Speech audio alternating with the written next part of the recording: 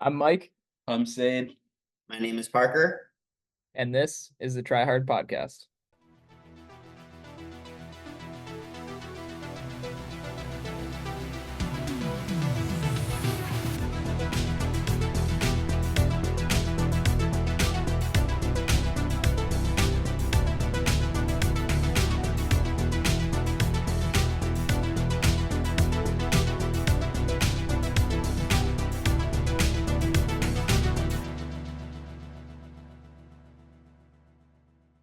Welcome back, everyone, to yet another episode of the Try Hard Podcast. We got a good one lined up for you today. I think we're going to start it off by talking about how we've been recovering after Ironman Texas.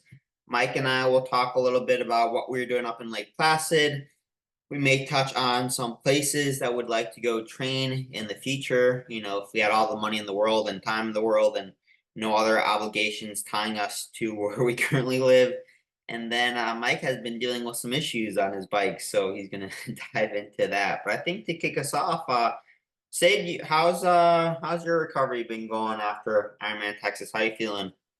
Yeah, it's been pretty good so far. I feel like so yeah, I didn't do that well at Texas, so I didn't feel as sore coming off of Florida, which was nice. So the week after Texas, it took like a completely off week. I feel like Training Peak says I did 4 hours, but I guess I just rode my bike a little bit that weekend just to get my legs moving, but pretty much just did nothing the week after. Then I had like a mini training week coming back the second week after Texas, so I did actually have 13 hours of training. And then last week I had a pretty low week. I could finally swim last week, which is nice.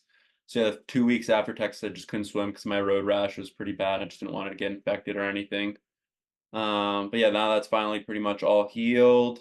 Um, so yeah, last week I didn't really do any training, other than those 3 swims because I was at Kate's graduation. So I was busy that whole last weekend, and then this week hopefully jump back into some training again. But today was my first bike foot test, turned into like bike workout, and it was a pretty big slap in the face. My body like feels fine, but I just can't really train hard yet. And then my HR just still like 10, 15 beats higher on everything. But my body feels fine, just my um engine and I guess performance Oh, isn't so there yet. you want to tell the listeners what the workout was today? Yeah, so I had two 10 seconds all out, 30 seconds all out, 3 minutes all out, and then 20 minutes all out. Um, Drop some numbers. Everyone loves to hear the stats. so for 10 seconds, oh wait, let me see that. Let me just pull this up real quick. So yeah, 5 seconds I did 1091, which was pretty good. And I finally hit 1200 watts on the kicker, which is exciting. So I've never hit 1200 on indoor or outdoor, I don't think. Then 10 seconds 985, 30 seconds 768. And then after that, I just knew my legs were done for the day because like the 30-second effort, my heart rate I think jumped to 195. I couldn't get my heart rate back down to under like 150 even at 150 watts. I was just like, yeah, this is toast. So then 3 minutes, I did 362, which is like baseline was 365. So after that, I was like, yeah, I'm not even gonna attempt the 20 because I'm just not there yet. So we haven't really done high end since I think Parker said February. So, but even though that 3 minutes just felt super hard, and it's not even like that high of like wattage, which was kind of annoying. So then 20 minutes, I tried to like see how long I could hold 275. And then 5 minutes in, I was like, yeah, I'm just gonna call it.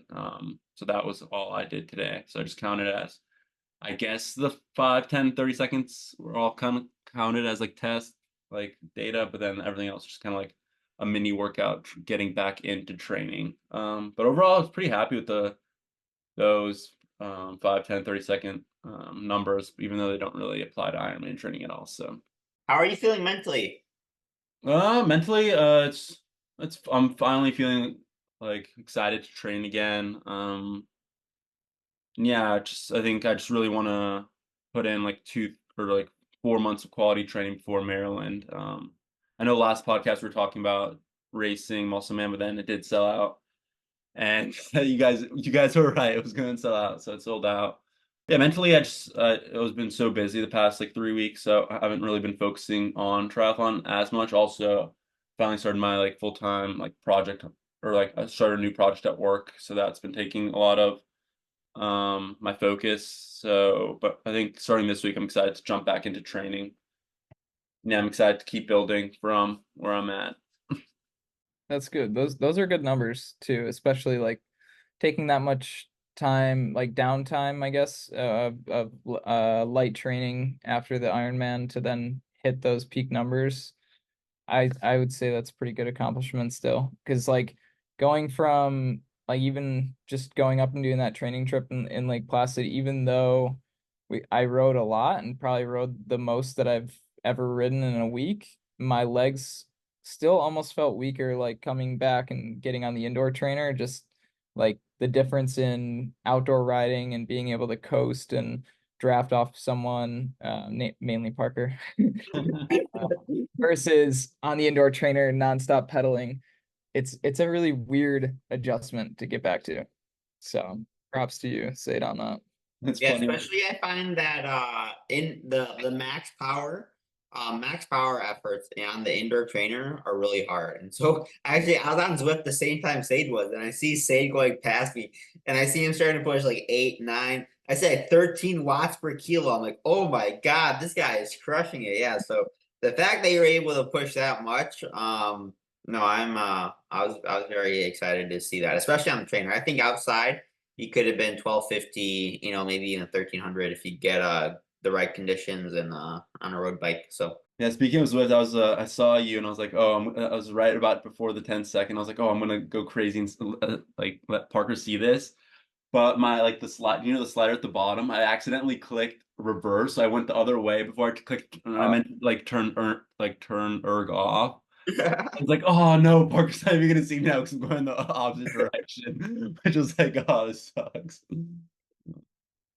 yeah, but I'm kind of in the same boat as Said after Ironman Texas, even though I didn't really race at all. I mean, I made it to what, mile 20 on the bike. I felt pretty destroyed after it, physically and mentally, and my body just felt kind of like trash. Getting up to Lake Placid was nice. It was kind of a nice mental break.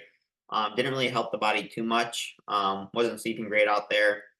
HRV and heart rate were also completely whack. I didn't go back and check exactly, but I'm pretty sure that they were worse than after like any full Ironman I've done, which is actually really interesting. And I think it goes to show how much of a mental toll Ironman has, or just like how much of a mental toll, or what am I trying to say? The fact that the mental toll Ironman training has on one's like physiology, on the power, the paces, the heart rate, your everything. So yeah, Ironman is definitely not just physical. It is, I'd say, almost if the same, if not more mental than it is physical. Yeah, I'm not sure what you think about it, Sade, but yeah, it takes a lot, just even though you may not think it does, when you're in the heat of it and when you're training, because I think your body and your mind knows that, like, you're prepping for this big event. But as soon as like you're done, it's actually kind of similar to like in college. I'm not sure if any of you guys have had like a big test or something you've studied for. I know personally, like I always got sick after like a really big exam or something like that back in college or high school. And I think it's just like your body knows like it's done and it can shut down. Yeah, so anyway, getting up to Lake Placid was fun. We'll talk about that a bit more after this. And then came back. Still took a few days for me to get back into it, but then I think starting this past weekend, I started feeling a little bit more normal. Had a tough workout today on the bike as well. Actually wasn't almost gonna do it because I felt kind of like crap, and my performance condition was still like a -5. But then I got some motivation from these guys on here, seeing Seid push 13 watts per kilo, and then Mike telling me to put my big boy pants on. So knocked out a 5x5 threshold workout, which ended up not being too bad once I got my head around it. Like I said, it's all mental. So yeah, and then I am actually doing a 10-mile time trial on Saturday, which is going to be fun. I'm with a few friends of mine. We're going up, but it's like a route, or it's a race about 30 minutes away from here. So yeah, I'm looking forward to that. I've never done a bike race. This will be my first one. So as long as I can finish without crashing or getting a flat, I will call it a success. Is it like an official like crit race? Was it like or So it's not a crit race, it's just a time trial. So you know how they have like in the Tour de France where they have like one person go, then like a minute later the next person goes. So it's like that. And so you just I assume because my friend is going at 9:30, I'm going at 9:31, and it's just like a 10-mile route. I was looking at the Strava leaderboard. This year I should be able to get like I should be able to get it pretty easily, like the KOM for the year. But KOM overall, I think the guy who has it had like 350 watts for 10 miles, which was like 18 minutes.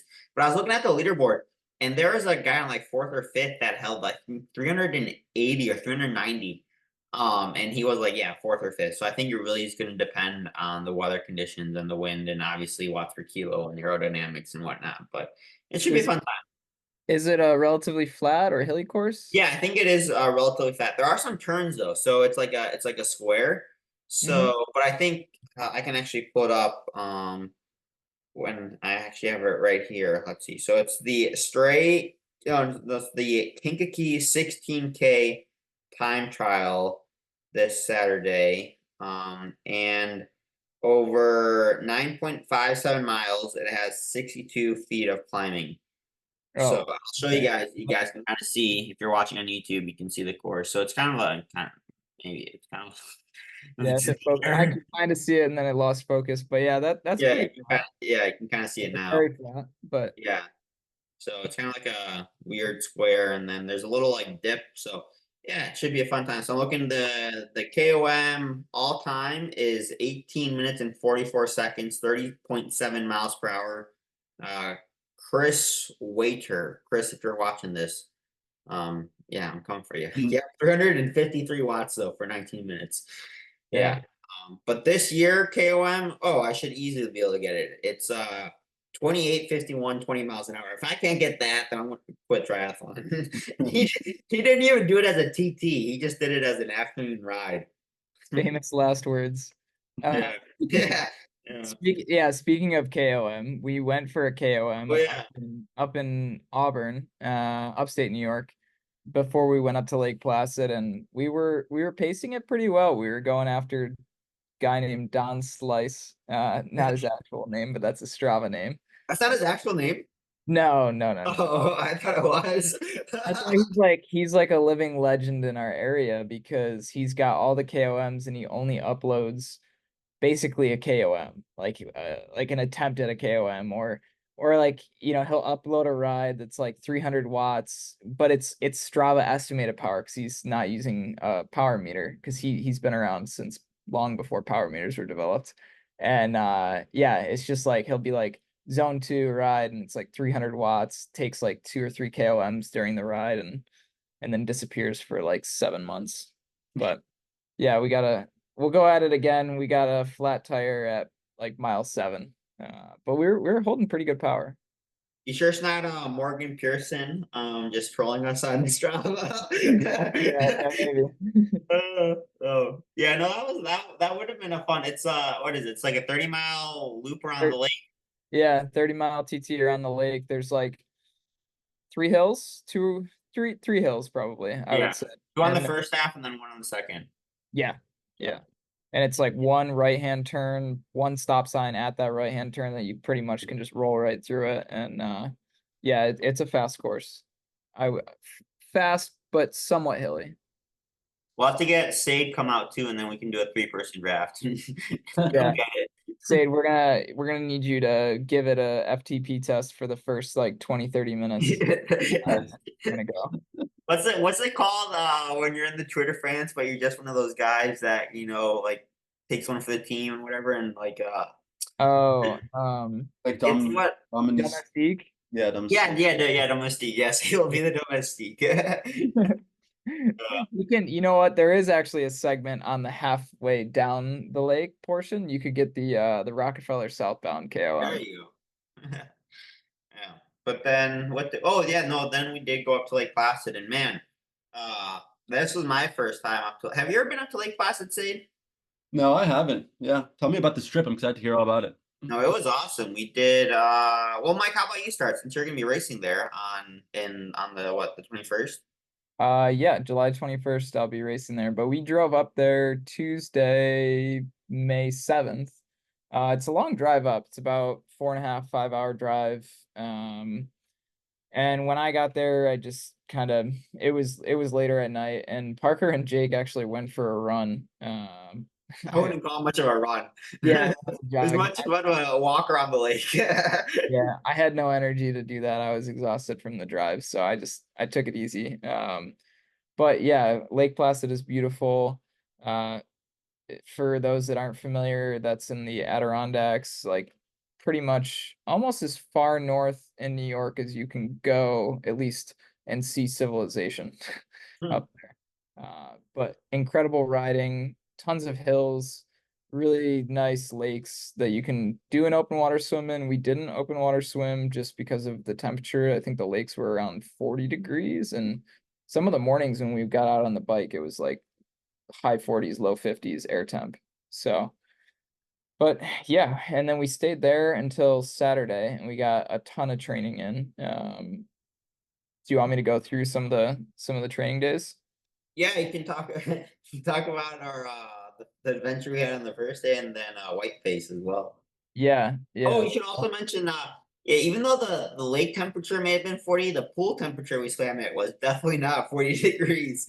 No, that was 82, and it felt like a bath. But yeah, first morning of training really was on Wednesday. We went to the pool, got a little over 5K yards in, and for the most part we did the same main set. I don't even remember what our main set was. I'm trying to look at it on Strava right now, but Just on like 400s. Was that like the 400, 300, 200, 100?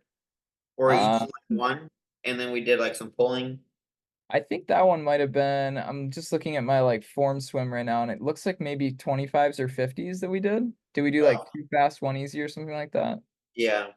Or oh, you know what? No, I've got the wrong one. I think you're right. There was some 300s and stuff. Yeah. But yeah, then we went out on the bike and everything was looking great. We were gonna do what we did as a course recon of the Ironman Lake Placid bike course, which is a two loop course, 56 miles per loop. And we got out to pretty much the farthest point you can get out, and it was at mile 38, and my tire started to go soft.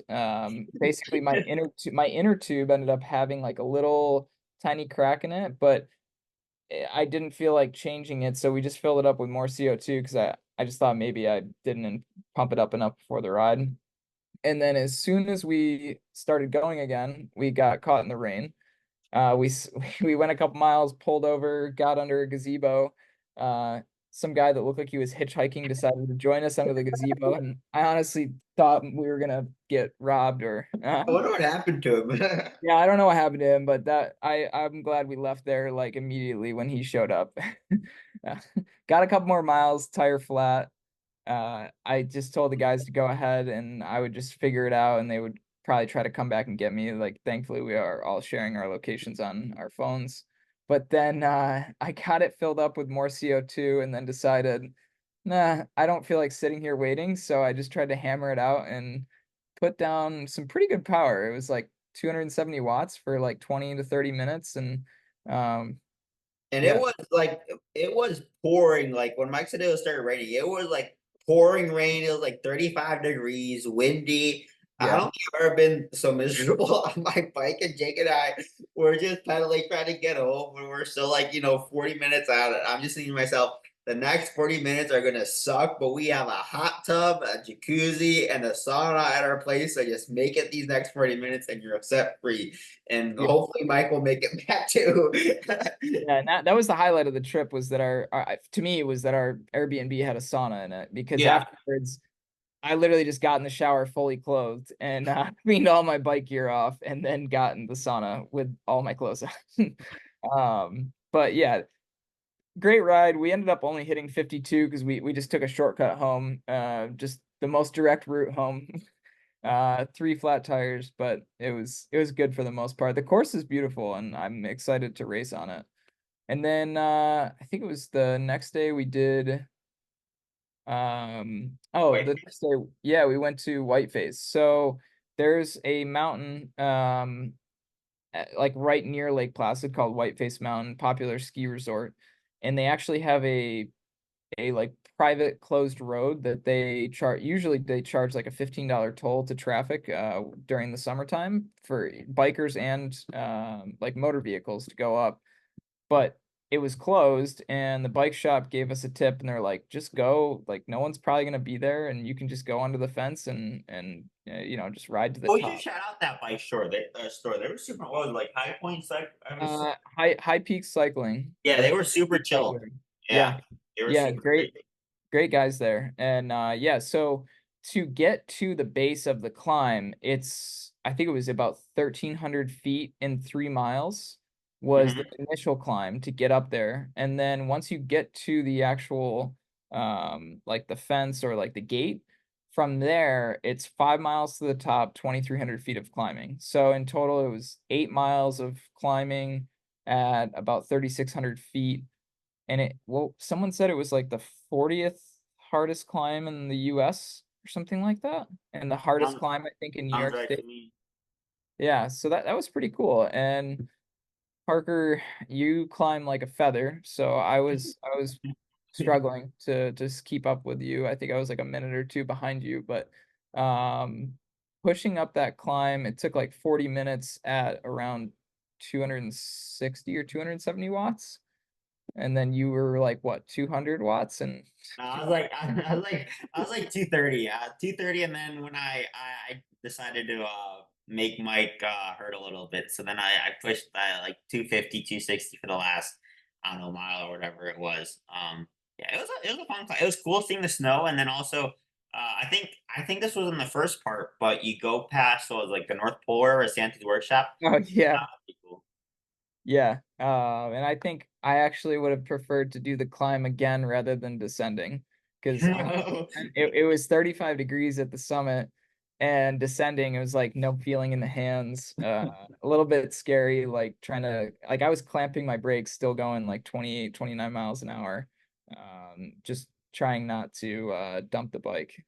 But That's the nice thing about my heart rate didn't get that high on the going up, and so I didn't really break a sweat. I was warm, but I yeah. didn't really sweat, and so coming down, I never really got that cold. Whereas I think Mike and Jake, they were both like dripping buckets by the time they got up, and so their sweat froze, and then their hands froze, and they're driving down. Well, I had a if you guys actually want to see the descent, I got it on my GoPro. It's on. It'll be on one of my YouTube videos that I post either this week or next week. So definitely make sure to check that out. But it was a great time. Fun descent. And then we saw a few also. Oh, I thought we weren't gonna be able to go up though, because remember that we saw that I don't know, a ranger or whatever at the beginning. Yeah, there was one like park ranger who was coming down, and he kind of just looked at us, we looked at him, he looked the other way and just kept going, and we were like, all right, we're gonna hit it. And he was great. Yeah, I think it was right before we started it, and we were just kind of like, right at the toll gate or whatever, and we haven't Yep. started yet. And I think we both knew what we were doing, but Yeah. yeah, we just whatever. So that was a fun Yeah, one. and then after that ride, yeah, I think it was after that ride, we warmed up in the sauna a little bit, and then we ended up doing some hill repeats on the run. And that was fun. We went a couple miles just to warm up. I think we did one loop around the lake, and then we went over to a hill right by the Olympic Training Center, and we were just doing like hard or strong efforts up the hill, and then walk back down, and we did six of them. Yeah, yeah, that was fun. That was a great hill too. Yeah, yeah, it was. And then on the last rep, Parker was yelling at us to run farther to go up to these like orange cones. And there were also some girls that drove by honking at Parker because he did it shirtless. So. He got hot. That was a fun time. And then the next day, we all did a group swim together on Friday, but then middle of the day, we kind of all did our own thing. So Parker, I think you went biking Yeah, I for, did that loop that I showed you guys the next day. yeah. So you did like 50, 60 miles on the bike, right? Yeah. Yeah, and then Jake went out. He started to do a run, but was having some ankle issues, so I think he just took it easy. and then I did a course recon of the run course, and did one full loop on the run course plus a lake loop. So that was 16 miles.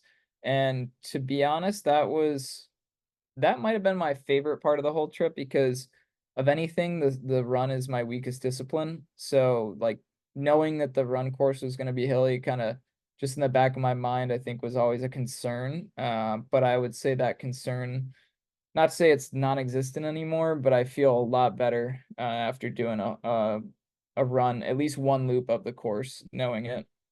And it's not as bad as expected. I know it'll still be really tough after a 112-mile bike and 2.4-mile swim, but yeah, it was good. So excited to get out there and do that.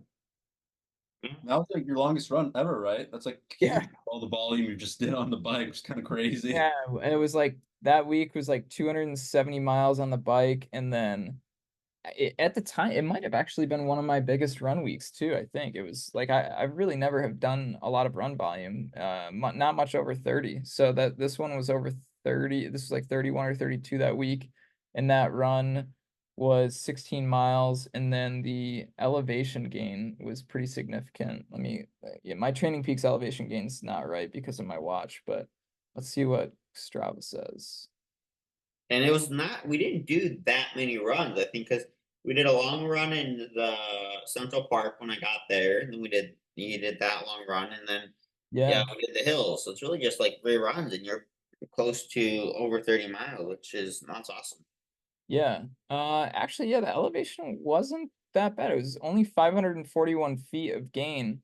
And like 2 or 3 days later, Parker and I did one that was like almost 700 feet of gain in 11 miles, I think. Yeah. Yeah. So it was technically hillier.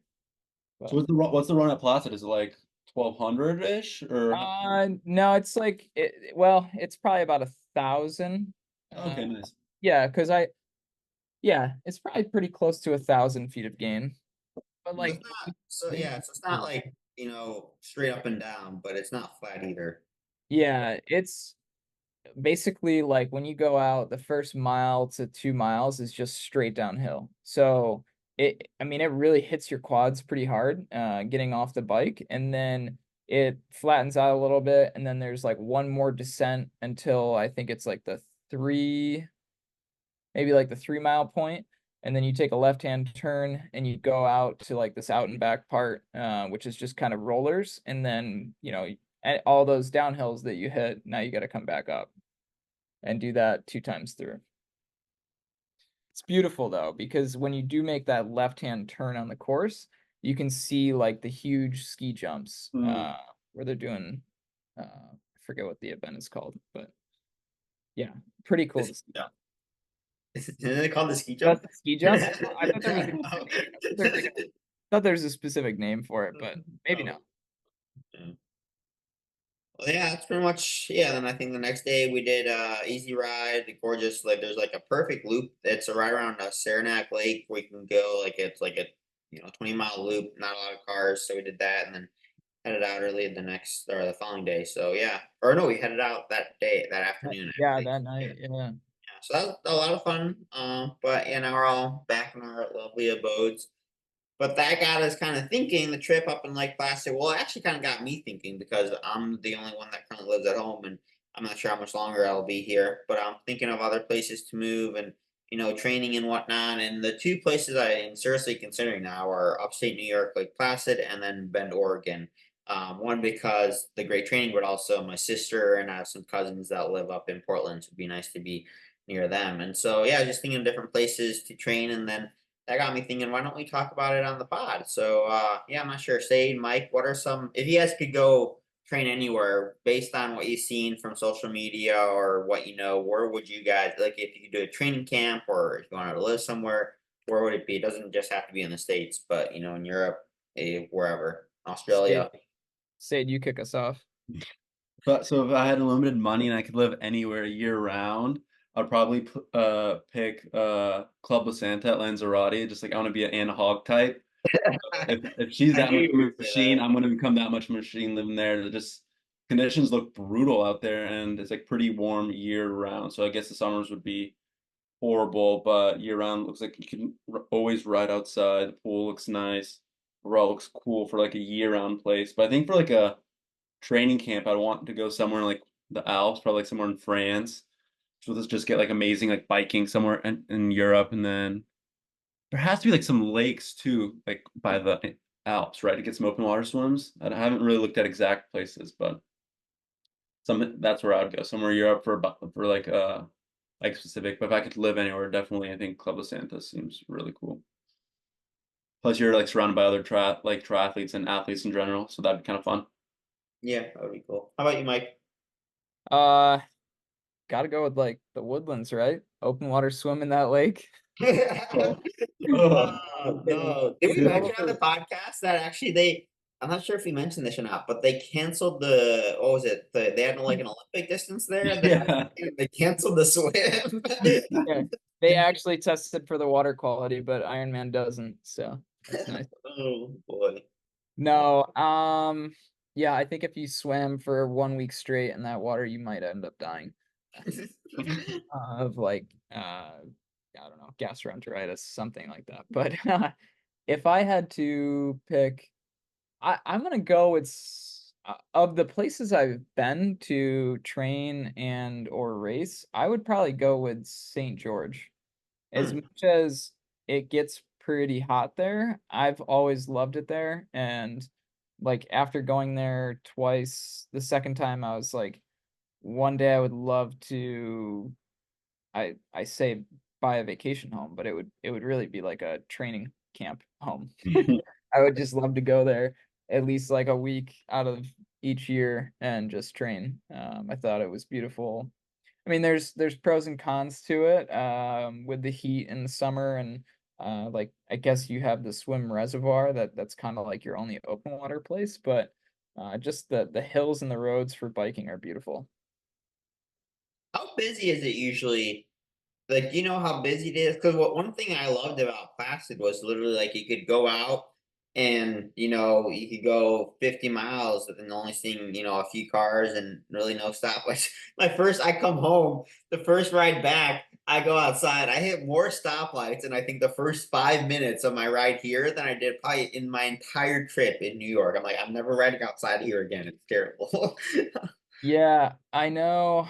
Well, Lake Placid is unique because it's so far north and there Yeah. like the population there is so low that yeah, like you can just ride and not see cars or people forever. But St. George I've heard is getting a lot busier and I know that they're building more resorts and golf courses there and like even just from I think the 2 years that I was there, the first year I was there compared to the second year, you could tell there was more like new homes built, developments going up and like signs for things coming and um we'd probably have to ask Connor from on your left. He lives there. He lives there? Yeah, yeah, he lives in St. George, I Huh. believe. Yeah, I- at least it's always on his story that he's in St. George. I hmm, think that's where he's from. hmm. Yeah, I don't know. If I had to choose, I think I'd probably do two different places. Do one place in the winter, and that would probably be somewhere obviously sunnier, kind of like St. George. Maybe if I had to go to somewhere in Europe, Club Santa. But I don't know. I have a mix because I always say I don't like the. It's funny in the summer I'm like, oh, I don't like the cold. I don't mind the cold, and then winter comes. I'm like, oh, I just want the summer because I do like cross country skiing and getting outside in the winter. Although I like that for about a week or two, and then I want the nice weather again. So I don't know. I'd probably choose obviously a warmer place in the winter months, and then summer months. I really do want to visit Bend. I think in like for the next training trip or whatever we do, I would like to go up to Bend and see what that's all about. The only issue is or downside, I guess, it's a lot farther away from Chicago than New York. I mean, New York is nice because I can drive up there and it's like what 10 hours, so I can do that in a day. Whereas Oregon, that's I looked, it was 31 hours, so it'd Oof. be like yeah, Wow. and just to move everything and be a pain in the butt, but. Yeah, Bend does look really gorgeous. I've been to California. I don't know. I just not. I was surprised. I wasn't the biggest fan of some of the places out there. I'm surprised so many people like um, not San Francisco. San Diego?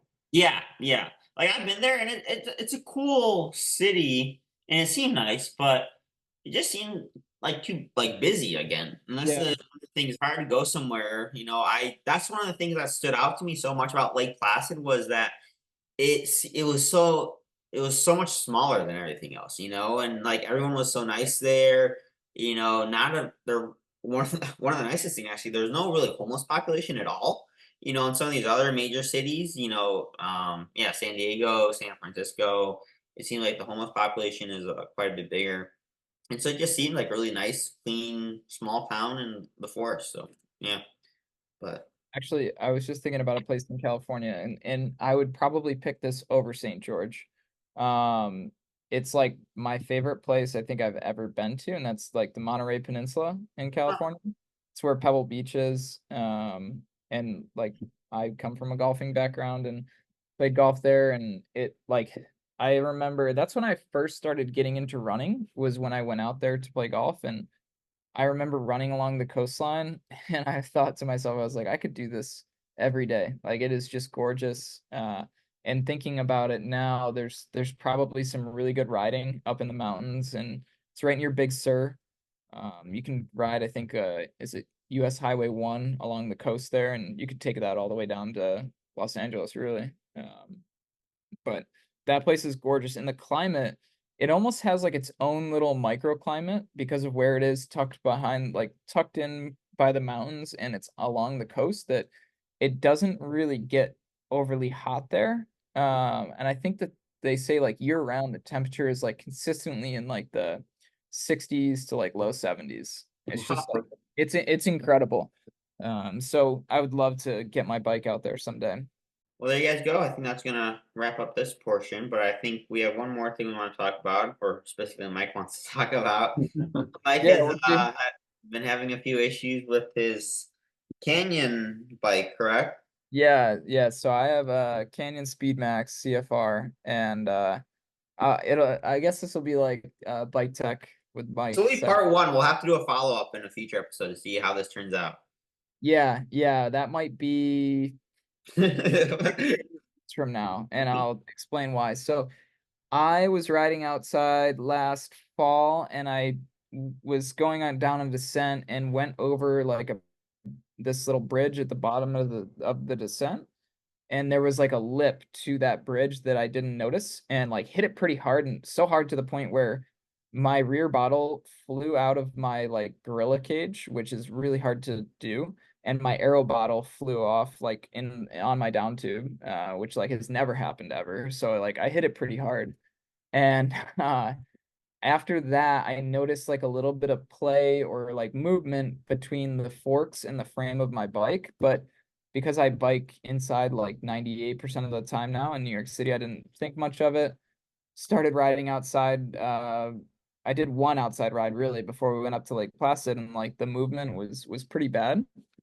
Took it to the local bike shop up where I'm from, and the guys were like, "Oh yeah, you definitely should not ride this." So thankfully, I have my road bike, and I took that up to Placid and used that for the whole week. But I asked the guys if they could get it out. They said, "Yeah, we'll have it out by the time you're back." Go to pick up my bike. Guy goes, "Yeah, we tried to use an easy out like drill extraction tool, and the stainless steel bit snapped inside of your screw that clamps in the base bar and frame of the bike to the stem." I was like, "Okay, that's great. What do I do now?" And they're like, "We can't really do anything for you. Like, you're probably gonna have to contact Canyon." So contacted Canyon. They have a company called VeloFix, which they're really great. I'd highly recommend if anyone has VeloFix in their area that you can check online on their website. It's like a mobile bike tech service. They were incredible, but they unfortunately couldn't get it out, and the guy actually snapped 2 drill bits trying to drill through the stainless steel broken bolt today. So at the end of the day, now I have to send the bike back to Canyon.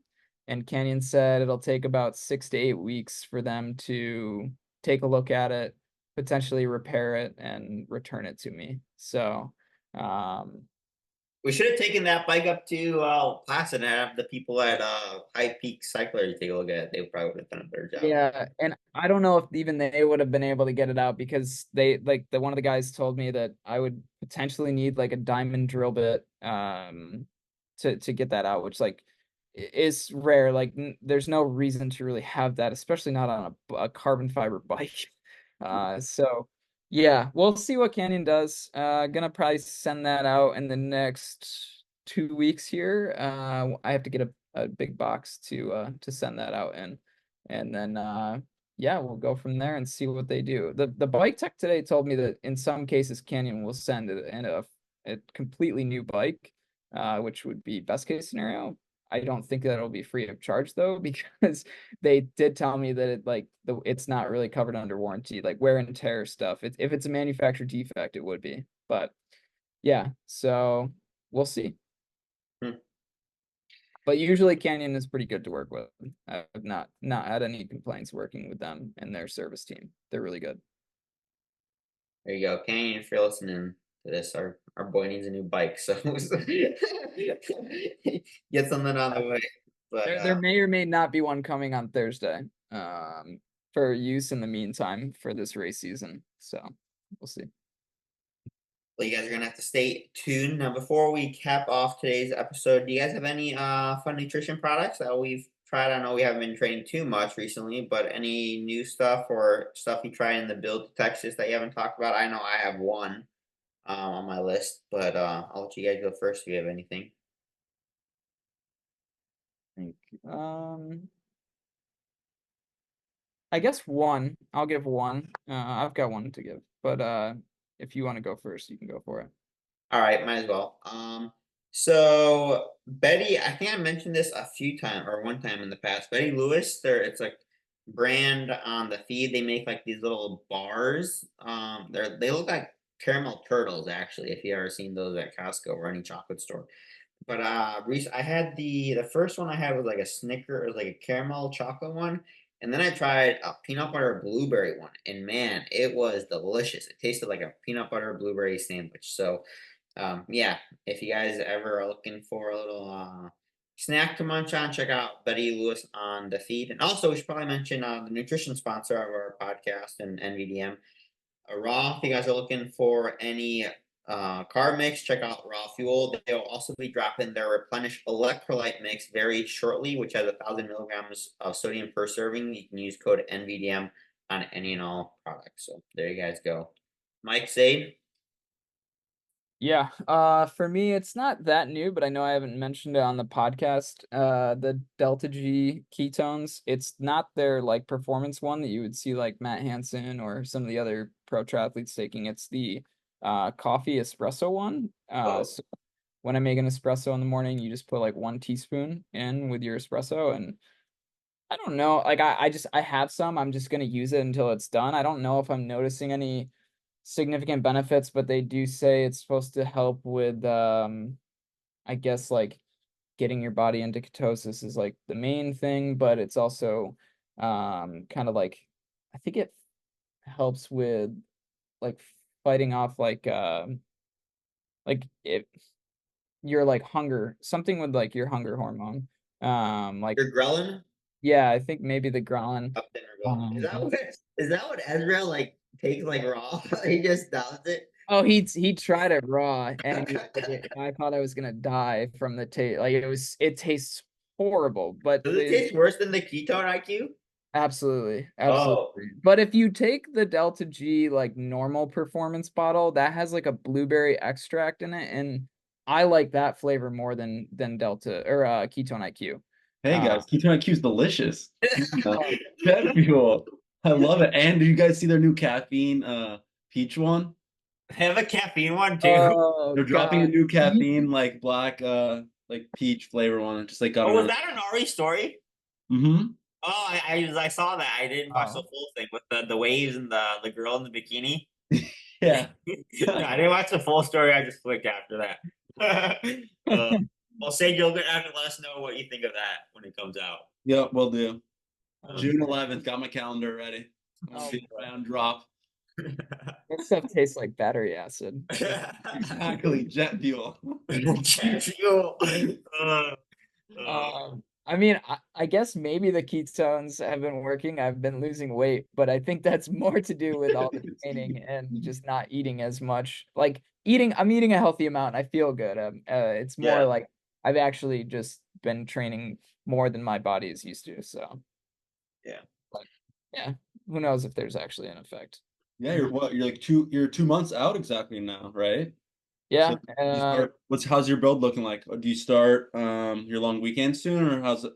Yeah, we're starting to do some long runs. Well, the thing is, I have Eagle Man in what, Oh yeah. 2.5 weeks here now. So Yeah. that's kind of like in the middle, but we're not really tapering down for that. We're gonna kind of use that as like Spend it. yeah, We're like gonna a big spend it. training. It'll be like a big training day. Training day. That's Um, training day. but this weekend I've got a 16-mile run, and then the weekend after that I've got a half marathon where it was gonna be 18 miles. Now it's 13 miles, doing some like goal half marathon pace because I haven't really done a lot of work at half marathon pace. So just trying to figure out kind of where that is right now for me. I have an idea in my mind and from running, but I just want to do one specific workout for it. But Mm, yeah, I would say like right after that we'll be doing like the 5 hour rides. nice. So that'll be the week of June 10th, I think. We'll be 6 weeks out, and we'll be doing a couple probably big rides leading into that work. Yeah. Sounds good. Well, there you guys go. Hope you guys enjoyed this podcast episode. And I think next one we're gonna have a special guest on, talk about a race recap. So stay tuned for that. That will be dropping next week. Until then, we'll catch you guys. Anything else you guys want to say? Nope. No? All right. See you guys next time. Yeah, see you guys. See ya. Thanks for listening to this week's episode of the Try Hard podcast. If you enjoyed it, we'd appreciate it if you could share with others and leave us a 5-star rating on Apple Podcasts and Spotify. If you have any questions or comments for us, you can either DM us on Instagram, leave a comment on YouTube, or message us through the Spotify app. Lastly, I'd like to thank the sponsor of this week's episode, the Naperville Acupuncture Center. If you ever find yourself in the Chicagoland area and are dealing with some aches and pains, I cannot recommend Frank and Angela enough. They do an amazing job over there, and I promise you will leave feeling so much better. Thanks again for listening, and we'll catch you guys back here next week. All right. Ready whenever. Oh, okay. I'm Mike. I'm Seid. My bad. You start. All right.